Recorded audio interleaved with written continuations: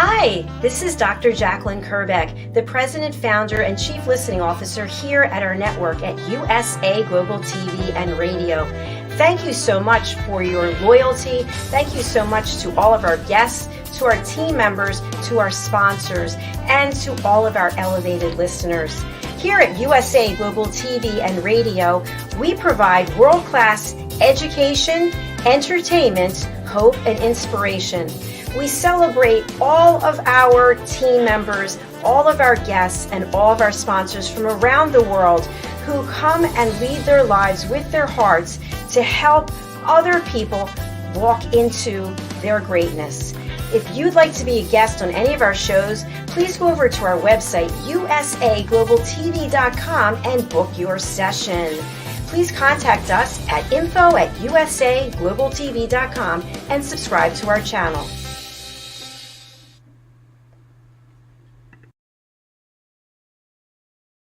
Hello, everyone, and welcome. Good morning, good afternoon, good evening. This is USA Global TV and Radio. I'm Dr. JACALYN KERBECK, and our show today is the power of etiquette and manners. And joining me is the star of our show. He is the founder and principal of the British School of Excellence. Let's welcome Mr. Philip Sykes to the show. Hello. Hello, Dr. JACALYN. How are you? It's Friday, so I'm happy to see you and just excited about this conversation we're going to have today. And as I mentioned to you backstage, I see so many ways for us to collaborate together to help bring value to people around the world. So thank you again for being part of this journey. It's a true pleasure. It really is to be a part of this amazing platform, to have got to know you over the last year and a bit. And I'm just excited to see how everything unfolds in the future. Just the future holds great things, that's for sure. Absolutely. Can you share with our audience, Philip, for the people joining us for the first time, what you do there at the British School of Excellence, what people can expect when they sign up? Certainly. Thank you for this opportunity, and hello to anyone and everyone wherever you are in the world. Here at the British School of Excellence, formerly the British School of Etiquette, we focus on giving you the tools to feel more confident in any given situation. That is really the summary of it. So whether it be you are interviewing, whether it be you are showing up for work, you are engaging with your loved ones, it's all about being consistent as a human being. And this is what this is all about. So the power of etiquette and manners, along with our emotional intelligence, is really the key to life. It genuinely and really is.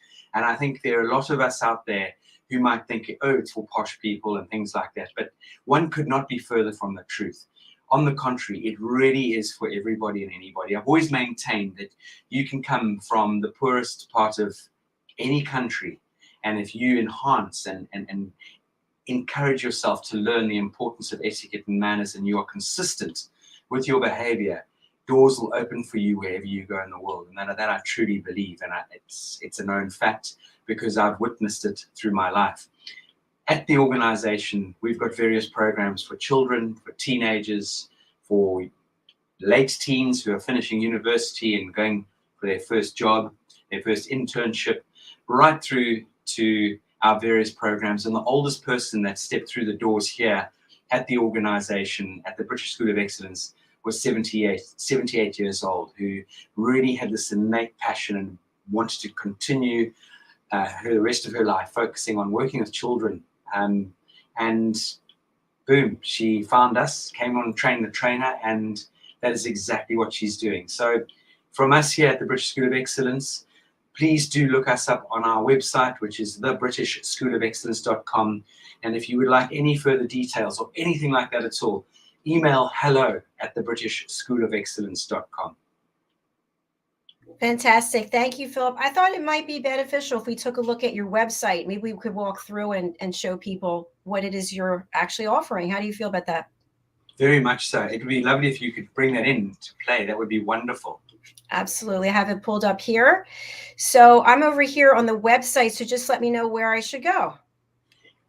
Anywhere, really. I mean, For those who are sort of wanting to dip their toe in the water, we've got an e-learning platform which would be under etiquette training, and a drop-down menu will come into play, and almost near the bottom there's an e-learning, the e-learning courses. We've got four currently available. There are more in the pipeline for the early part of this year. And then there are interactive courses which are live either via Zoom, or you can attend a program live in person. And on the 15th of February, we're doing a live coaching program for a group of teenagers, and I believe there's still spaces left on that. It'll be out of Mayfair, London, from 10 a.m. to 4 p.m. In Mayfair, London, where we will be working with incredible young teenagers who really understand the importance of etiquette and manners, or should I say their mums and dads are very keen for them to attend. And then in the beginning of June, we're going to be doing an amazing program for mums and daughters. Mums and daughters are going to come along and spend some time with us in the classroom, in the lecture room. And I just want everyone out there to understand that this is not a list of do's and don'ts. We really get down to the psychology, we get down to how the heart and the head are connected, and how we as human beings can show up by putting our best foot forward on a regular and a daily basis. Fantastic. Thank you. Let's go back over to the website here. And what about this Train the Trainer program? Can you tell us more about this? Absolutely. And again, for any of you out there, if you are interested in changing people's lives and making a huge difference in this world, our Train the Trainer is world class, and don't take it from me. There are many wonderful past alumni who've made the effort to record a video and share feedback, which is open to the public to watch. And on this program here, it's an accredited program by ILM City and Guilds, the CPD, which is the Continued Professional Development Consortium, as well as the British School of Excellence certification. And this program is 5 days. It is an intense program, but wonderful. You will come in one person, and by the 5th and final day, you will come out a completely different person, for the better, that is. And when we open our door here at our organization, we keep that door open. So all the students that have come through the programs can reach out to us at any time and get further guidance, further steering. And we want to see success. We want to make sure that anyone who comes through any of the programs, and I'm going to specifically talk about Train the Trainer, we have got incredible alumni all over the world who we continuously support, and it's global. It is a global opportunity for you to come through the program and change people's lives. Give them your experience and give them the passion that you have within to help them grow and to succeed. Fantastic. And do you have any courses coming up soon?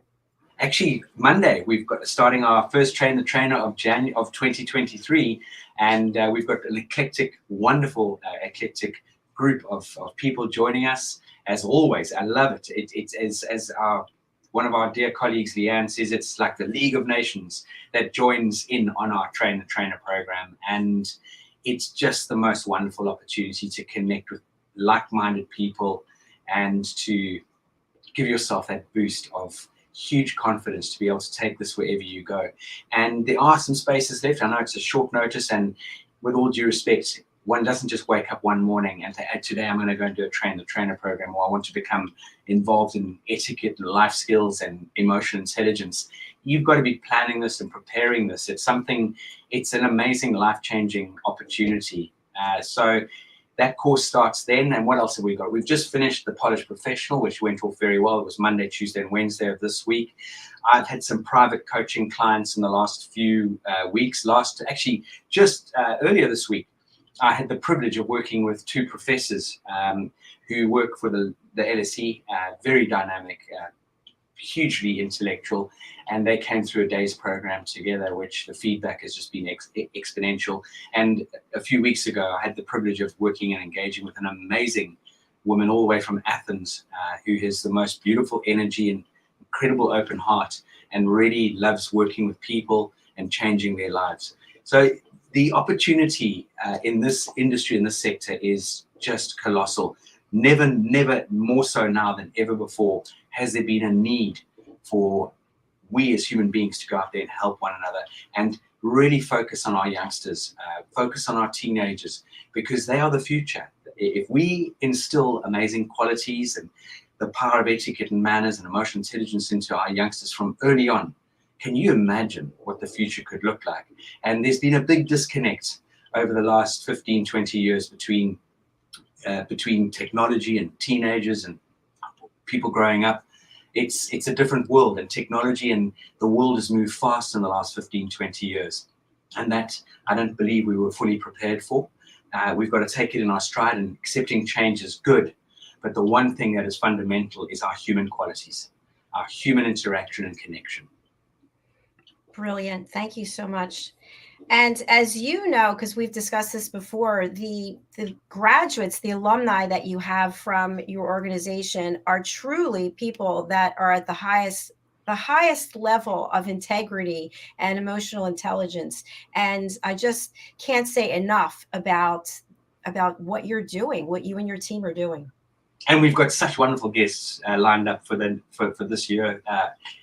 Definitely going to be an exciting journey with the quality and the caliber of people that will come onto this incredible platform and add huge value in the world out there through this incredible channel, through USA Global TV. We'll be able to connect and get to understand what this is all about and the people behind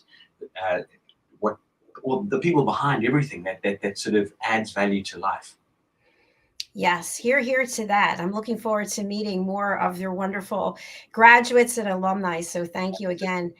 I wanted to have us have a discussion today about when it comes to etiquette and manners for presenting. And I've reached out to you. I've got a course coming up about how to be a professional interviewer and broadcaster. You're going to be a part of that. So what is it that we need to know when it comes to etiquette and manners and presenting? Because we're presenting right now on TV, but people are presenting on Zoom for a meeting, or they're showing up for something where they're connecting, and people are making a decision about them pretty quickly. What are your thoughts? Oh, that's a big question, and one that has quite a short answer. Whether we like it or not, ladies and gentlemen, it is a few seconds, boom, and someone is going to make a judgment call on you. They're going to assess you just through the way you present yourself. And I know we shouldn't judge people. We shouldn't. It's something that we, as an organization, we try to explain to people not to judge. But on the other side of the coin, whether we like it or not, people do judge. And so the moment you walk in through a door for an interview, or the moment you open your Zoom camera, someone is going to judge you. And so everything that we do really requires a huge amount of preparation. Don't just throw clothing on. It looks like you just got ready for the sake of it. You need preparation. I prepare every single day according to how my day is planned. And I show up making sure that I look on my A game, I feel on my A game. So it's not just about what we wear, it's how we're feeling within as well. It's all about, you talk about presentation, you talk about presenting from the front of the room. There are tools that we deliver, that we encourage people to take on board and practice before you engage in any particular environment. And one of the fundamental aspects of this journey is what's in your head can affect the shape of your body, and what's the shape of your body is doing can affect what's going on in your head and how you perform. So there are so many integral linkages to how we connect and present ourselves. It's not just the beautiful clothing we might put on. There's so many little dots to join. And this takes practice. Don't try and wing it, because by winging it, even if you might feel, or you may even have the gift of the gab, practice preparation and practice. And that is the key to going into any sort of situation, whether it be a meeting in your own organization with another organization, whether it be going for an interview in person or an interview online. Be on your A game. It could even be a telephone interview. Dress the part, because your mindset will be in the zone. You will feel strong and good about yourself. Dress the part, and never forget you are always being observed, and never forget everything is down to the attention to detail. So important. And I want to just comment on something that you said. I have found that if I am not dressed and I am sitting at the table doing my work or whatever it is, I just don't feel the same amount of energy. Even though there's no one there to see me, I have to get dressed so I'm ready to be at my best. And I know you feel the same. 100%. 100%. Look, I don't dress like this every day. If I'm working at my desk, and I take my blazer off, I have an open collar shirt. But I do make sure that I've got an iron shirt on. Obviously, all my clothing has been ironed, and touch wood, I can afford to clean my clothing. Some people might not be in that position, but I'm talking about just how do we show up. And by the way, this is not designer clothing and designer brands, by the way. It is on the contrary. It's actually what colors fit you, what shape your body is. And a little story I'd like to share, which I may have shared before. So any of you out there listening, humor me on this one. Many, many years ago, when I'd sold a restaurant in South Africa, which was one of the top restaurants out of Cape Town. And this is going back to 1993, 94. I sold the restaurant in 97, and I came back to the United Kingdom. And I wanted to leave hospitality for a short period. I wanted to get out of restaurants. And in those days, I had a friend who worked for an employment agency, and she said to me, well, I can get you a job, a foot in the door within a bank. And I scratched my head and I said, crumpets, oh my hat, getting involved in a bank, that's the furthest thing I've never thought along those lines. And she said, look, it's going to be a menial job, but you'll get a few weeks banking experience, and then you can elevate up the tiers. So I realized that I needed a suit, and I'd arrived in the country with not a huge amount of money. And I went along to our local charity shop where I was staying in a digs up near Holland Park, a lovely area. And I went to a cancer charity shop around the corner from my digs. And I walked into this charity shop. And for those of you outside of the UK, here in the United Kingdom, we have the most wonderful charity shops. Every town has a charity shop, or many. And the amount of wonderful clothing you can find is extraordinary. Anyway, off I go into the charity shop. And we have a brand here called Marks and Spencer's. It's like I would imagine a Macy's, that style of shop, something along those lines. And on the peg was a beautiful blue Marks and Spencer suit. Nothing flash, nothing hugely expensive. And I put it on, and it was perfectly on the cuffs here. The trousers were a little bit long, so they needed hemming. And the blazer, the part of the suit, was definitely a little bit large for me around the girth. So I bought it, and I think all of the equivalent of £5, so about $8. And I took it around the corner to a seamstress, an amazing Indian woman who did a nip and a tuck down the back. She pinned the trousers. She said, come back in 2 days, I'll have it ready for you. And when I got back, I tried it on, and I promise you, I felt like James Bond. It looked so amazing. And I thought, wow. And every time I wore that suit, people would stop me and say, that's a beautiful suit. Where did you get it made? Or did you have that tailored for you? Or where did you get it from? And I invested in 2 or 3 other suits in exactly the same way. The total investment for the suit and the alteration was the equivalent of about $20. And obviously I had to go and get a few shirts from Marks and Spencer, some socks and some black shoes. But I stood out for the right reasons. People would stop me, and they would comment and they would compliment.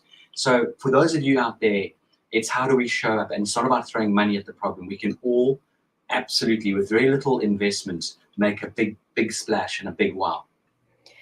Thank you so much for your transparency. That is a great story. I appreciate that. And I'll also be transparent as well. For many years, a long time ago, I was only interested in designer clothes, and I only wanted designer clothes that nobody else would have. So if they had a whole rack of a dress and they had however many, I didn't want it. I wanted, maybe there were 8 altogether, and I wanted to have one of those. And as I got older, I started thinking to myself, this is such a waste of money. It's ridiculous. Like now I have these beautiful shoes. I don't wear high heels because I'm standing here all day long, and then I go to the gym. So my point is, I started going to secondhand stores. I started going on Amazon and looking for designer dresses that they had for $20, brand new with the tags. It comes with the tags, $500 and some dollars. I got it for $20. So you couldn't pay me to spend the money that I used to spend years ago. And it's actually, I think, sustainable fashion when you buy from the secondhand stores. It's giving life, new life to the clothing, to the garments, and you can still look phenomenal. Absolutely. And the thing is, look for quality, because when you get quality, it lasts. It absolutely does last. You can 100% get 4 or 5 different items of clothing and mix and match, and you can create about 10 or 15 or 20 different looks and outfits. So be creative about it. And for those of you out there who really do struggle to sort of have the confidence to choose bits of clothing for yourself, then employ or take on board an image consultant or someone who can guide you and steer you. Take on board a person who has the authority, who understands your complexion and what colors would suit you. They take you on an amazing journey of, matching you with a color wheel, and it does make an impact. It gives you that confidence. And for Pete's sake, please don't take a friend along to say, what I look like in this, because how many of us have bought something, a friend said, we love that on you. You've taken it home, hung it in your wardrobe, and it's still got the label on 6 months or a year later. Or even worse, it's on a piece of furniture that you have somewhere in your house. It's just hanging there. Yeah. So at your organization, do you have anyone who can help people with styling? We've got the most incredible woman from France, Elsa. She's appeared on USA Global TV with Dr. JACALYN. She's an absolute master at her art. She's always learning, always taking herself on various courses, not just in the fashion sector, but in mindset, in motivation, in goal setting. It's not just about how you put the clothing on and the color choices. She's got so much more depth to her profession, and she really is outstanding. And the beautiful thing about Elsa, she really genuinely listens to your wants, needs, and desires, and then she'll make recommendations accordingly. So again, if anyone's interested, please do send us a message on hello@thebritishschoolofexcellence.com, and we'd be more than happy to guide you and steer you. Thank you, Philip. And I love what you've been sharing today. I want to go back to something that you touched on earlier, and that's about children. It's about teenagers. Sometimes I think we don't really give the time and effort to teach young people about etiquette and manners. And then we get to be older and realize that, wow, I wish I'd known that when I was younger. So tell us about the work that you do with young people. It's innate. I don't know. I just get so welled up with emotion here with youngsters. I have 3 beautiful children of my own, ranging from an 8-year-old to nearly 16-year-old and a nearly 19-year-old, 2 girls and a little boy. And I've seen their development over the years because they've had me and the family guiding them and steering them, and obviously the schools they go to. It's not just the parents, it's the people we surround ourselves with that's really, really important to guide and steer our children. Back in, if you look at Africa, it takes a village to raise a child. Again, if you give any woman a task, educate a woman, she'll educate a village, with all due respect. Men go off and do their things, that's fair enough. But at the end of the day, you look at the old school approach to raising children, it was a village approach. It wasn't just the parents. But here at our organization, I truly believe that we do need to invest in our teenagers, and it starts before teenagers, way before, and bring in that consistency of etiquette and manners, politeness, good behavior. And I don't believe in shouting or ranting and raving.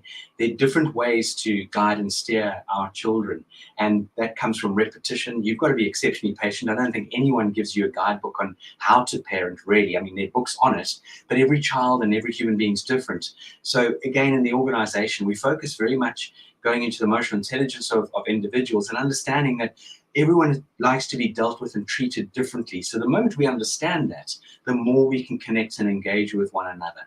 And it's something, I'm glad you raised this, Dr. JACALYN, because it was on, I think it might have been Tuesday, when I was going in to work with this lovely couple who, as I mentioned, are in the medical field, and they're both professors, and they work with human behavior and psychology and that sort of thing. And I very rarely pick up a newspaper. And as I was standing on the tube, I just looked over my shoulder, and to the right of me there was someone reading a newspaper. And the article was along the lines of how teenagers and chimpanzees are being compared in their decision making, in the sense that actually teenagers nowadays are more likely to take a bigger risk than a chimpanzee would.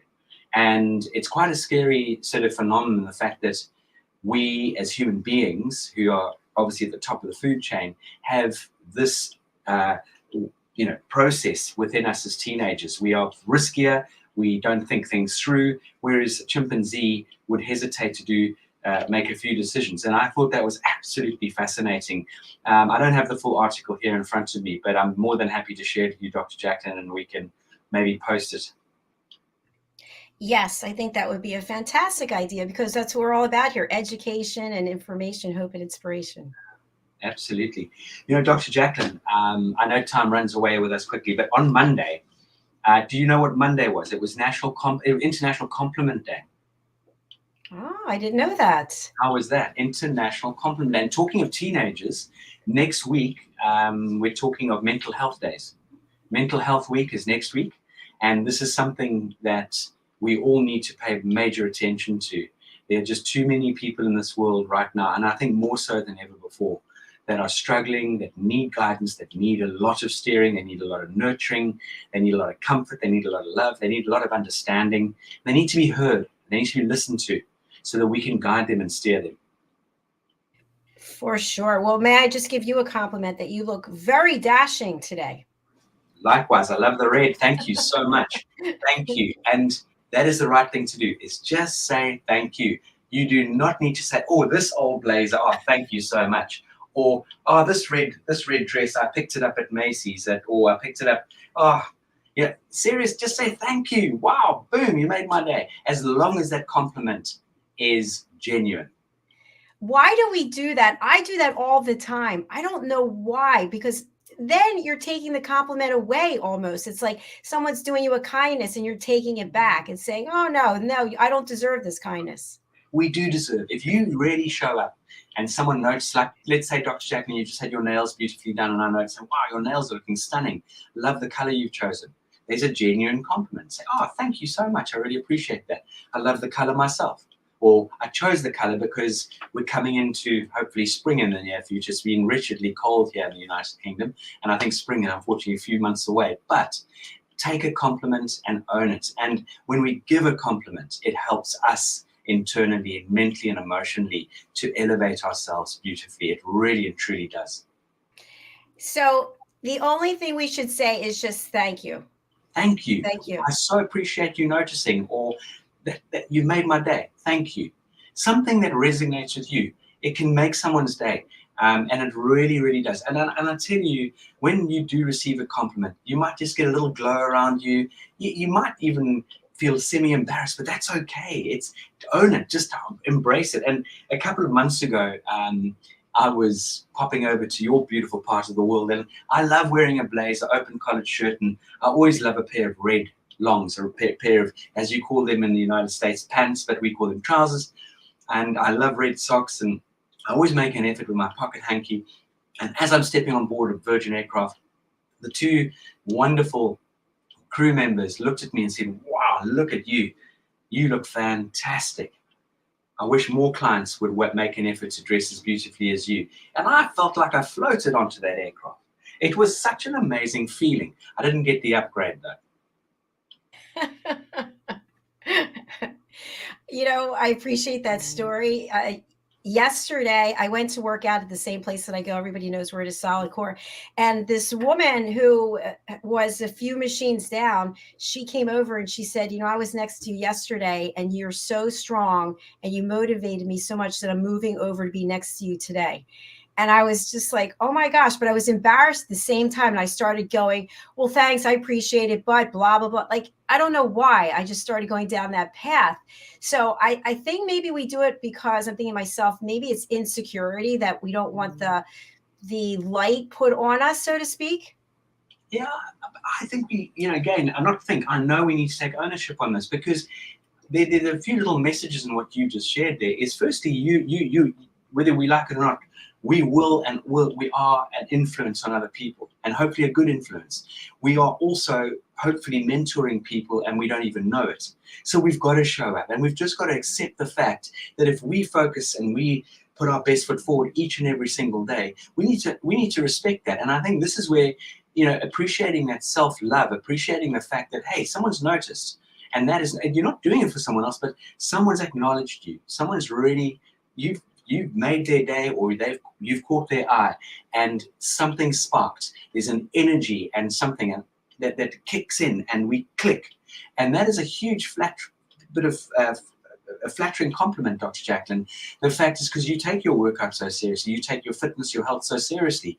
You're not just doing it because you think, oh, crumbs, I've got nothing better to do. You're maintaining a lifestyle, and and definitely as we get older in this world, we've got to take care of ourselves more and more and more. And for someone to come over and pay you that compliment, just take ownership of it and say, I'm flattered, thank you so much. I really love what I do, and if I can help you in any way, boom, what a pleasure. And this is where one of the sentences we get every student, no matter what age, to write down is, one person, one opportunity can change your life for the rest of your life. Why? Because you showed up. Why? Because you made that effort. Why? Because you put your best foot forward. Why? Because you stood out. And then on the other side of the coin, you are the change. You are the change for other people. And you may not even know that, but it's fundamental we take ownership of this.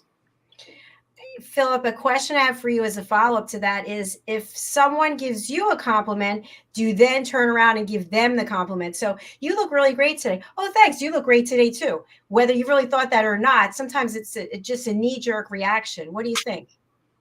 Slow down, absorb that compliment. And if there is something to compliment someone about, then absolutely. And we came into the show almost as we started. I didn't even get a chance to compliment you on your beautiful red dress. So when you paid me my compliment, gave me the opportunity to then reciprocate genuinely. But if you don't have something genuine to say to somebody, then zip. There's no need to trip yourself up. And again, watch your compliments as well. Because if I said to you, let's say that dress was a lot lower and exposing your cleavage, and I said, oh, Dr. JACALYN, loving the dress today, looking gorgeous, that would be taken the wrong way. It would be a little bit untoward. It's the same as if you were wearing a beautiful perfume. I say, oh, that's gorgeous on you. Or I could say, that's a stunning perfume you've chosen today. If I may ask, which one is it? Because I'm sure my wife would love the smell of that too, or something along those lines. But it needs to be genuine. Don't say it for just the sake of saying it. And it will trip you up. So, for example, we've just been coaching some luxury brands this week. For example, one of the wonderful ways to connect with people, obviously, when they walk into the boutique or your shop floor, is to pay a respectful and a genuine compliment. And let's say, for example, someone saw your lovely watch, Dr. JACALYN. If you were wearing one, love that watch, it's absolutely beautiful. Where did you acquire that from? I love watches. And they say, oh, which brand do you follow? And you go, and you've just literally said something that actually, it's a load of puff. You don't know much about watches. You just thought that would be a good way to connect with a potential client that's walked onto your premises. So compliments can also trip you up if you don't bring them in from here, your heart. I think that's so important. And just to follow along with that, and then we have some comments, is, let's say you get the compliment, you take the time to take it in, you say thank you, and then it's almost, I don't know, I felt like this. Then it's almost like there's the pressure to say something to them, because now what are you going to talk about? If you get the compliment, I love your red dress, thank you so much. And I don't say, well, I got this here, it was a gift, I decided to wear for whatever. Okay, then there's that silence. So what do you do with it? Break into some wonderful small talk off the back of the compliment. How has your day been today? Or how are you? It's lovely to see you. Or we haven't met personally or professionally. My name is Dr. JACALYN. Hello, my name is Philip. How are you? And we go into this wonderful conversation. We don't, and again, don't always feel that you have to immediately respond or reply, because give yourself that window, that gap. Use the pause in our communication. We don't need to be continuously talking. Think about what you could return off the back of a compliment if nothing further has come out of that compliment. Then go into some form of conversation that is simple. It's not going to trip you up. It's not personal. It's something that you can connect on. And as you will always share with people, Dr. JACALYN, if you start off with a nice sort of simple bit of small talk, you better be prepared to listen to the person's answer and engage further off the back of that conversation that's just been started. That's so important. Absolutely. And I want to follow up with that, but we do have a comment from Miss Ingrid Nito. I hope that's how you say it. It's wonderful. Beautiful. listening and learning to you both today. Thank you. Well, I'm so appreciate the comment, and hopefully you're taking some lovely tools away with you or skills, and it's just a joy. Yes, thank you so much. So here's my comment. So let's just role play that compliment that I was given, about I motivated the person to work harder. So what I did say was, thank you. Yeah, I've been doing this for a long time, whatever, blah, blah, blah, blithering. But then I said, how many classes have you taken? And she said, how many? And I said, how's your experience been? I could have said, I've taken a lot of classes and I'd be happy to speak with you if I could help you in any way to get stronger. But I didn't say anything like that because I don't work for the company. So I thought, who am I to throw that out there? I think one of the fundamental aspects of life is what can I do for an individual? If I can help you in any way, reach out to me. If I can, I will help you. If I can't, then I'll say, look, that's not my area of expertise. But it even goes beyond that. It's having a what can I do for you attitude in this world. How can we support one another? And despite the fact that you don't work for the gymnasium that you attend, you might be a regular there, it's still just offering, it's still handing the olive branch and saying to someone, look, if you need any guidance or steering, I'd be more than happy to help you. And what was beautiful about your reciprocation with this lady was you didn't steamroll her, and you weren't brash about your answer, and you didn't sort of almost steal her thunder. That a lot of the time people can do that. It could be a situation where one person is sharing their experience, and then all of a sudden you steamroll them with your experience. And it's not really about you at the end of the day, it's about the person that you're connecting with. Yes. I'm back here shaking my head going, that makes a lot of sense. If someone takes the time to give you a compliment, this has also happened to me. I'll give someone a compliment and then I feel like an idiot because of and that's my fault. It's on me how I react. But they didn't seem to take it in. That's how it looks on the outside. Of course, they could be insecure. They might feel that they're not worthy of it. I don't know. But I don't think we should have an expectation when we give a compliment, should we? Not at all. Not at all. It's not, look, it can rapport build, absolutely. You can build lovely rapport with people because hopefully they'll remember the time or the day or that you paid a compliment. But again, it was just the other day going on the train, and there was just this couple in front of me, and they were chatting, and I just turned around to them and I said, you both got the most wonderful energy and smiles. And they were so tickled pink by that. And it wasn't a case of, their smiles caught me, it had a reaction, and I just had to share and pay them a compliment. And that was the end of it. They continued on their journey, and I continued on mine. And, we obviously all went in our separate ways. But for me, it is a nice way, if it's genuine, to break the ice with people. It really and truly is. As I said, so long as it's above board. Yes, thank you. And because you brought up transportation, I just want to ask this question as well. I'm sure some of our audience has been in this experience. You're on a bus or a train, you're somewhere in the public domain, and somebody's talking really loud like this, and you're trying to get your work done. Do you turn around and say, I'm trying to work, would you please be quiet? Or what do you say? Or do you say nothing and you just start to you start to lose control of yourself and you have to calm yourself down and maybe just shut them out? Look, it depends. Everything's about a situation. One doesn't want to give guidance and steering and you get bopped on the nose because they are very short-tempered or something like that. But I think choice of language is really important. You could say, tap it on the shoulder and say, please, may I ask you just to lower your voice? It really is very, very loud, and it's obviously upsetting the moment, or it's something along those sort of lines. And actually the other day there was a young man having a Zoom call on his phone on the train, and he was talking very, very loudly. One of the reasons being because I think he had his headphones in and he couldn't hear the sound of his own voice or the level of his voice. So I just popped him, tapped on the shoulder and said, would you just keep it down, please? And he was very apologetic. Now, I was fortunate in that sort of situation. It could have been someone who was aggressive, and I've had that sort of experience as well. But I think turning that around, I think we all need to be situationally aware. A lot of us now have sort of don't really care about anyone else. And you're so clear on that, Dr. JACALYN.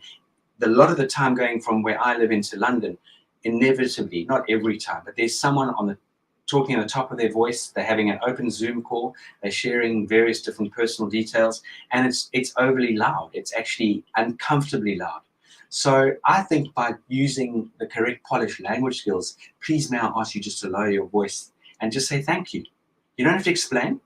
Just say, please may I ask you just to lower your voice. And then leave it at that. And if they continue, say, please, I've asked you. And use tonality to sort of get your message across.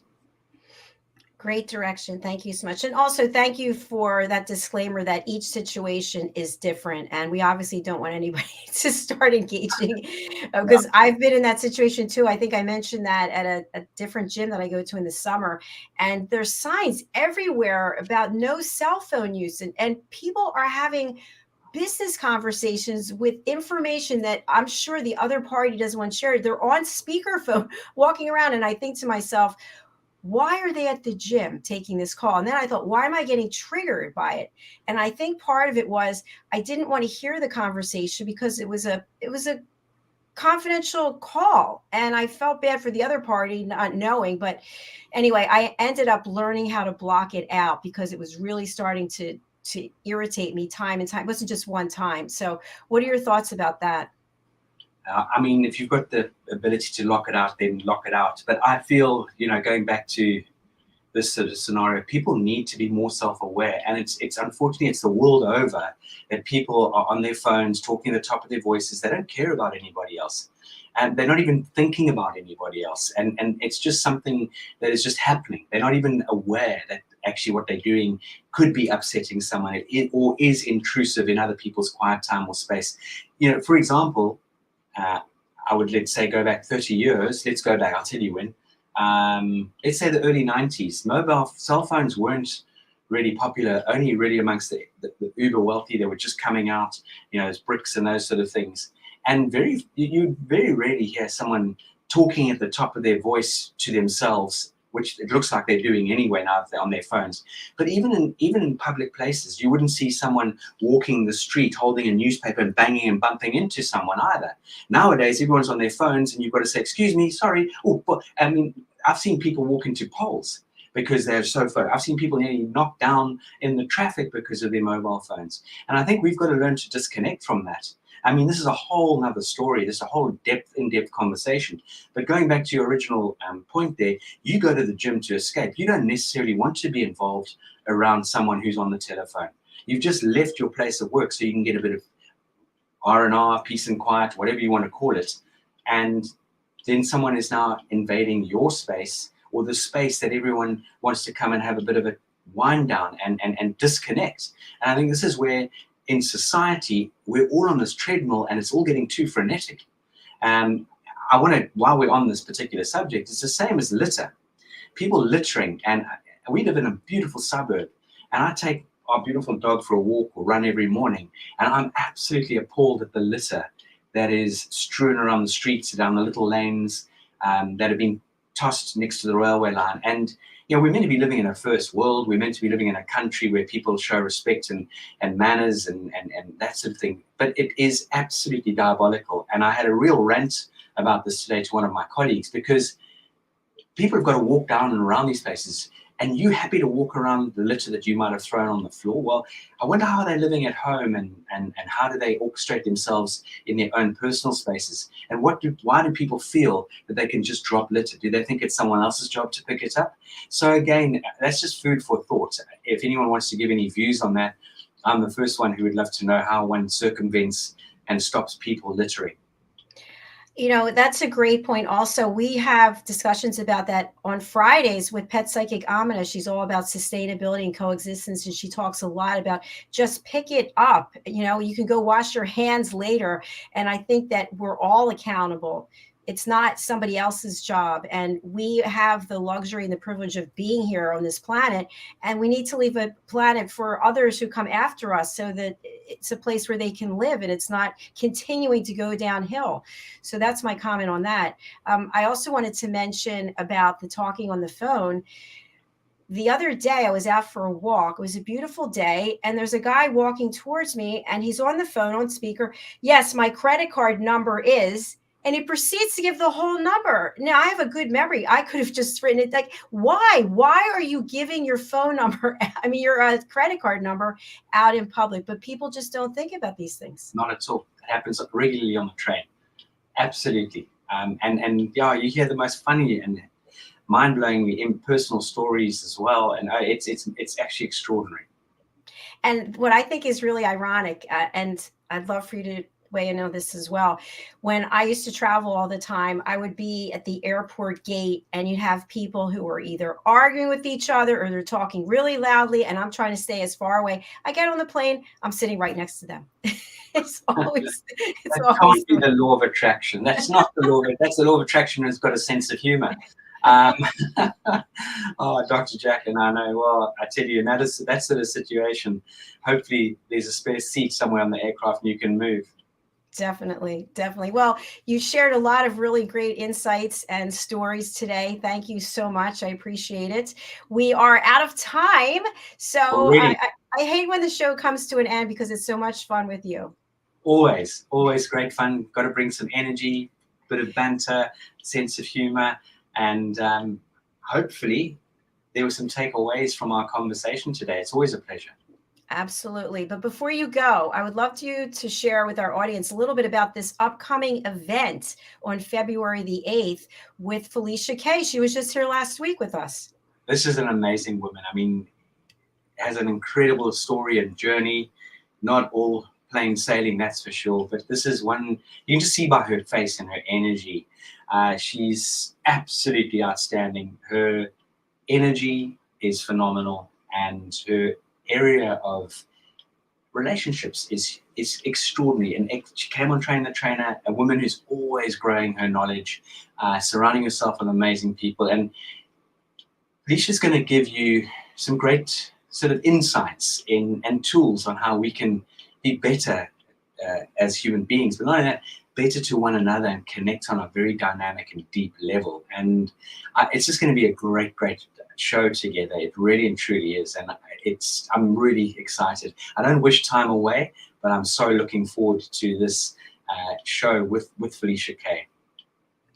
Thank you so much. And for any of you who missed the show with Felicia last week, please go over to our YouTube channel, USA Global TV, and the playlist is there for Etiquette, the Power of Etiquette and Manners. You can see all of our shows right there, as well as the rest of the fabulous shows. We have 27 shows this week, Philip.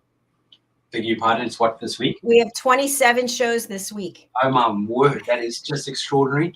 27 shows. I don't know where you find time to go to the gym, let alone sleep, let alone visit your mum. Yeah, you juggle many balls. But they always say in life, you want anything to get done, give it to a female jet. I'm joking, but that's true. But you give it to a busy person, and that definitely gives you the opportunity to take on so much, Dr. Jacqueline, and you always bring that energy, that A game. So I applaud you. And this is, you know, when we, as you said, when we did the reunion show, it's all wonderful being in the front of the camera and engaging and connecting and sharing. But this is genuine work. This takes a lot of preparation.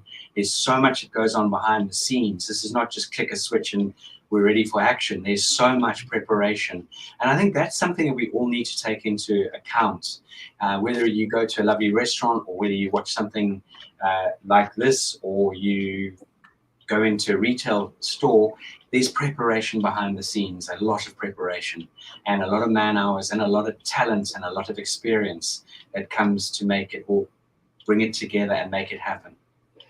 Yes, and thank you for that. And I just happen to have my clipboard. I write everything down. So for this week, I have probably 10 pages of things that I am doing. And then I go down and I cross them off as I go. It's such a good feeling. But before we go, I want to share the fact that you are a big part of our next book that's coming out March 26th when I turn 60. Yay. The book is Lady Ella Has Afternoon Tea in London. And you and Leanne are characters in the book. So you are the giraffe and Leanne is the cat. So tell us a little bit about the giraffe, why you chose this and your name. The giraffe. I love it. Well, hopefully Gerald, the giraffe, is going to be able to guide and steer the little Lady Ella, who happens to be that gorgeous little butterfly, ladybird, a coccinelle in French. And it's going to take Lady Ella on a little afternoon tea etiquette journey of what's acceptable and what's not so acceptable, and the little nuances that are attached to afternoon tea, and where did it all start, and where is afternoon tea today as a popular pastime. I mean, afternoon tea has become such an amazing experience globally, and people seem to have this incredible fascination about English afternoon tea. And in this book, we're going to bring some little things to life on giving little Lady Ella the guidance and steering that she would require if she goes anywhere in the world to have afternoon tea. Yes, I'm super excited as you, as Gerard, are the consultant for this book, for the proper etiquette for afternoon tea. So you will be working with Lady Ella to teach the other animals what it is they need to know. And of course, one of the animals is not going to be doing what they're supposed to be doing, and they're going to be learning a lesson, as are the rest of the animals. So. I wonder which one that's going to be. I can't say. Is that going to be pouring the cream, or is that going to be the wicked little fox, or who knows? We can't say right now. So we want people to order the book. You can go over and pre-order today over on Amazon. So thank you, Mr. Sykes, again. And please share your contact information and maybe just a quick reminder of the upcoming courses that are in the very near future. Certainly, contact information, hello@thebritishschoolofexcellence.com. You can always reach out to us via our website as well. There's a contact form. You can sign up to our newsletter and you don't get spammed on any level. It's wonderful. We've got incredible people in our team that are as passionate as we all are in this sector, in our organization, who write the most wonderful articles. Huge research goes into it. So sign up through the britishschoolofexcellence.com website. Next week is the Train the Trainer. Next week, Friday, we're going to have some of our Train the Trainer students on the show. So you'll get to meet some of the students on the show next Friday. And then there are, well, again, look at the website for dates on the various courses that are coming up.